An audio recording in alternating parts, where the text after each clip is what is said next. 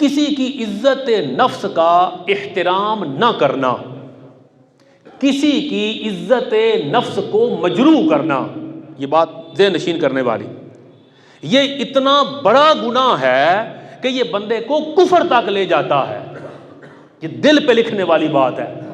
हम कहते हैं फलां को हम क्या समझते हैं, फलां बरादरी से है, फलां ओहदे पर है, फलां है और हम ये हैं। जब आप किसी की इज्जत नफ्स को मजरूह करते हैं तो कबीरा गुनाह के मुर्तकब होते हैं जिस पे दोज़ख का अजाब है।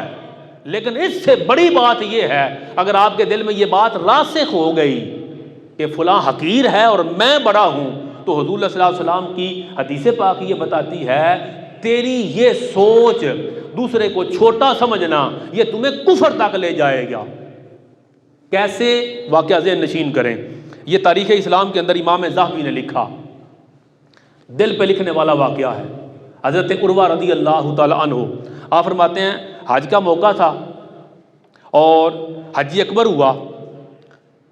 हज के मौके पर हुजूर सल्लल्लाहु अलैहि वसल्लम जब मैदान अरफात से कूच का इरादा फरमाया ना, रवानगी का, तो पूरा काफिला रुक गया। हुजूर पाक ने फरमाया ठहर जाओ, अभी उसामा बिन ज़ैद नहीं आ रहा, उसामा बिन ज़ैद आ जाए उसको साथ लेके तो फिर चलते हैं। अब वो पूरा काफिला था, हज से लौट रहे थे, हज़ारों लोग होंगे, हज़ारों लोग खड़े हैं एक बंदे के लिए। किसके लिए? उसामा बिन ज़ैद। थोड़ा वक्त गुजरा, उसामा आ गए, इतना काफिला रुका हुआ है, रवानगी है, वापस अपने अपने घर जाना है। एक लड़का आया, हज़रत उर्वा फरमाते हैं इतनी देर से सारे खड़े थे, वापस अपने घर जाना है। सरकार कहते हैं अभी काफिले की रवानगी नहीं होगी, पहले उसामा बिन ज़ैद आए, उसको साथ लेके फिर चलते हैं। अब उर्वा कहते हैं एक लड़का आया, काले रंग का था, चपटी नाक वाला, बैठी हुई नाक वाला, चपटी नाक वाला, काले रंग का एक लड़का आया। जब वो आ गया, उसामा बिन ज़ैद थे, हुज़ूर सल्लल्लाहु अलैहि वसल्लम, उसामा आ गया, चलो अब काफिला रवाना होगा। उर्वा अपना मुशाहिदा बयान करते हैं, वो कहते हैं वहाँ पर अहले यमन मौजूद थे, यमन के मुसलमान सहाबाए किराम सरकार के साथ हज किया। ये बातें नोट करने वाली हैं। हुजूर पाक के साथ हज किया, वो सहाबा थे, यमन से आए थे, इतनी दूर से हज करने आए। एक जुमला कह दिया, जब सरकार ने फरमाया चलो चलें, लड़का आ गया उसामा, उनमें से एक बंदे ने कहा इस लड़के के लिए हमें रोका हुआ था, इसके लिए, उसकी शक्ल सूरत उलिया, ये जुमला इसके लिए रोका हुआ था, हदीस पाक में आया, ये उसकी इंसल्ट थी, इसके लिए रोका हुआ है, ये उसकी इज्जत नफ्स को मजरूह किया गया।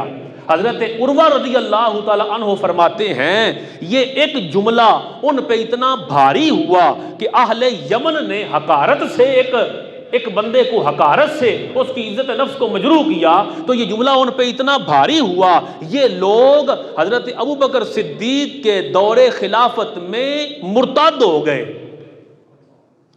अस्तगफिरुल्लाह अल-अयाज़ु बिल्लाह, मुर्ताद हो गए। और उर्वा बिन मसूद ये कहते हैं कि इनके मुर्ताद होने की वजह ये थी कि इन्होंने हुजूर अलैहिस्सलातु वस्सलाम के एक उम्मती की इज्जत नफ्स को मजरूह किया। बंदे को बंदा नहीं समझा, बंदों को हकीर जाना, बंदे को छोटा जाना और उसकी इंसल्ट की। अब हम सोच लें खुदा जाने मरते दम किसे कलमा नसीब होगा, लेकिन कलमा अगर हम चाहते हैं नसीब हो, हमारी मौत इस्लाम और ईमान पर आए, तो फिर हमें अल्लाह के बंदों को इज्जत देना पड़ेगी, अल्लाह के बंदों की इज्जत करनी पड़ेगी, उनकी इज्जत नफ्स का ख्याल करना पड़ेगा। लोगों को इज्जत देने से अल्लाह हमें बावकार बनाएगा, हमारे ईमान की हिफाजत फरमाएगा, हमारा खात्मा बिल ईमान फरमाएगा। अल्लाह तबारक व तआला हमें हुजूर अलैहिस्सलातु वस्सलाम की कामिल इत्तिबा की तौफीक अता फरमाए।